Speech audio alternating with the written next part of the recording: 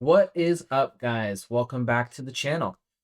Today we're going to talk about a couple different items. We're going to talk about update on the business, what I'm doing. We're going to talk a little bit about the market, a couple of items that I'm picking up right now, and then we're going to talk about AI and maybe how it could change or adapt or adjust, either the market or Pokemon collectible space or collectibles in general. If you like this sort of content, please like and subscribe. Follow me on Instagram and TikTok. It really does help out the channel, and I do appreciate it. Let's dive in. Let's talk business for a little bit. On the business side, I am looking to pick up a collection right now. Again, I will be selling it on my website or on eBay. As I think I mentioned in one of my previous videos, the traffic funnel from eBay to my website has been quite slow. The traction is quite slow, which is to be expected, transparently. But I am hoping to continually make that kind of funnel happen and get my first purchase on my website. On eBay, of course, all the demand's there, so my eBay account is doing well, selling well there. So if you are looking to kind of build that funnel, again, good place to start is putting business cards into sales you make on eBay because the demand's already there. I think Pokey had mentioned you guys could also go to like a CollectCon or some sort of collection, event where people are selling all their collections or selling their cards or buying, and then you can get some sort of email list going there where you do kind of a raffle and have people, spin a wheel and then sign up with their email. So that is an option if you want to grow a lot faster. I haven't had the time to do that, but I do think it's actually a great idea if you're looking to grow. The second element of the business side is I finally opened my business checking account.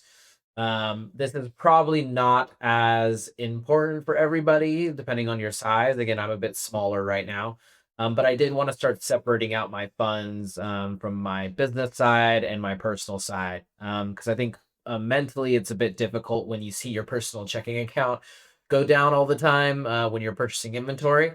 So I want to start separating that out and eventually build kind of my personal wealth stream and my business wealth stream, and it's better for taxes. So if you're, thinking about doing that, I used Capital One over Chase Bank. Couple reasons is the checking requirements for having your account above a certain amount before you get charged a fee is a bit better with Capital One. But if you're looking for quick access to branches, probably Chase would be better for you. I think eventually I may migrate over to Chase at some point, but at my size right now, thinking about Capital One. And then in terms of inventory, again, as I've talked about before, I am kind of building a bit of a cash position right now. This is sort of like a market and business talk. But I haven't been picking up as many items in the Pokemon space at the moment. I did pick up one. I picked up a couple of Stellar Crown PCEVBs. Again, check out Nostalgianomics there. I think he talked about this play on how the regular ETBs are almost close to the Pokemon Center Elite Trainer boxes, which doesn't really make sense. So I picked up a couple of those. I didn't go all in, but there could still be some plays on the market if you guys are looking to pick up some items. Maybe look at some stuff that really doesn't make sense. Do your research and take a look. We'll do a more in-depth market analysis probably next week, Monday or Tuesday. So stay tuned for that video. But that's sort of what I'm doing from an inventory side, from a market side. Um, Another market play that I'm looking to do is, you guys are well aware, is Prismatic Evolutions. Again, I'm waiting for kind of the Sam's Club drop to happen to see if there's any additional kind of dip on the special or super premium collections. I think they're going for a case right now like 1150, which is I think somewhere around 300, give or take. SBC, which I think is a good buy. I mean, I would get love to get it at like 275, 250. I don't know if that will actually realistically happen, even with the Sam's Club drop, especially the cases. The cases may stay pretty flat from here. I'm just not quite sure yet. I'm kind of again waiting to find out in the next couple of days to a week. But I think locally you may be able to pick up some of these under $300 once they drop Sam's Club and people start receiving their products. If it was me, guys, and you had some capital right now and you could only invest in one set, for the next 1, 2, 3, 4, 5 years. I think it's a good short-term and long-term play. I would look for prismatic evolutions. The ETBs are still a good price. They're cheaper than Ascended Heroes, which is wild to me, especially with, you have a year's more worth of time in a product. So you understand a bit more about the demand for that product compared to Ascended Heroes.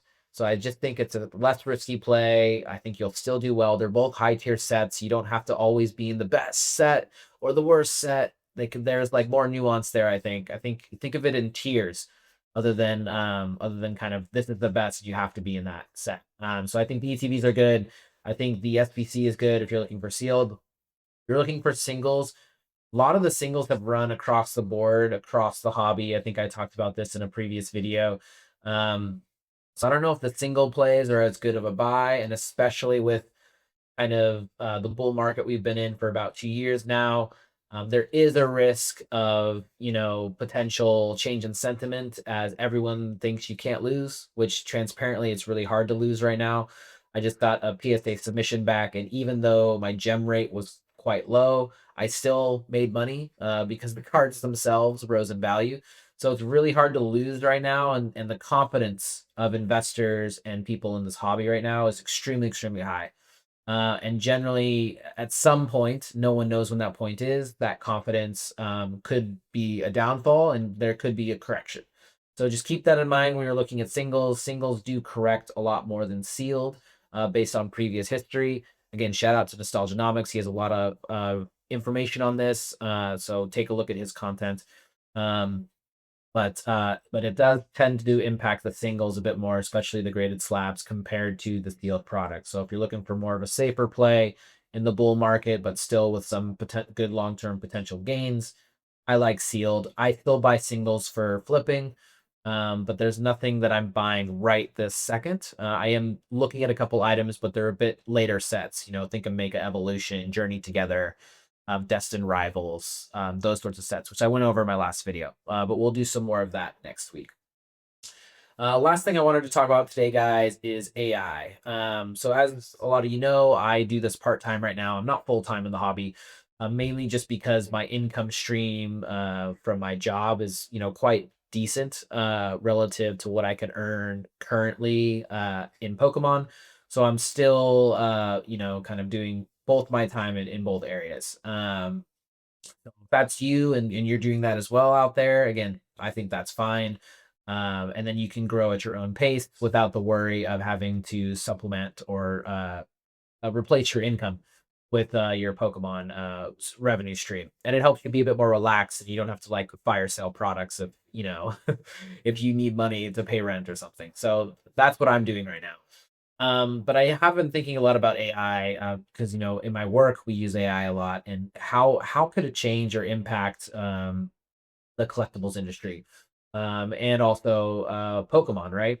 And so I think one thing that it could do, and it's could have this impact across a lot of industries, is it makes it a lot easier to kind of stand something up, right?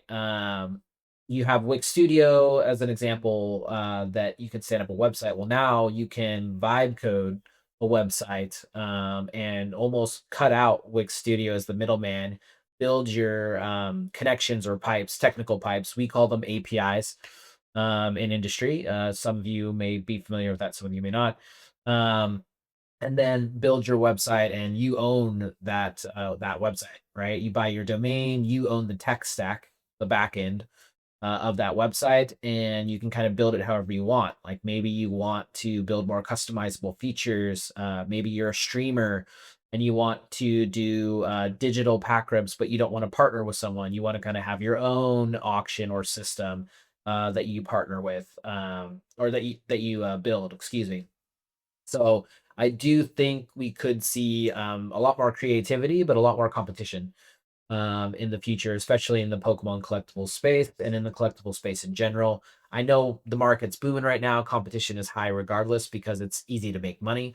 But I think even in a bear market or even in a correction market, there could be higher competition, and you really have to kind of build your brand and stand out in order to capture more market share in this industry. So I think that's something to keep aware of. Ways that I use AI right now are pretty simple. I have it help me with my kind of titles and descriptions and such on eBay or on my thumbnails for my videos. Again, I'm not the best thumbnailer. I'm still learning. And I think Pokey just came out with a video on tips for your videos, tips for your thumbnails. Good watch. Go watch that video. Um, so I use it for that right now. I've thought about using it to like vibe code my own website, but in order to launch a bit quicker, I just did Wix Studio. I think depending on how the website goes in the next year or two, if we're seeing some growth there, I may eventually kind of build my own.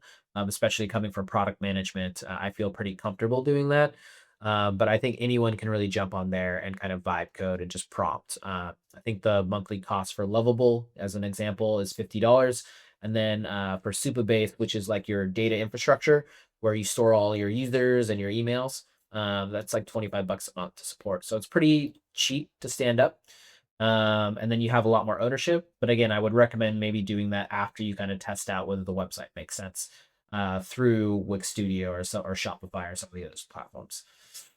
Um, so that's kind of what I'm thinking about from an AI standpoint. I think keep a lookout for it, guys. AI is definitely going to change the industry. I think we'll see a lot more kind of maybe websites or data sites on Pokemon cards tracking prices, tracking trends.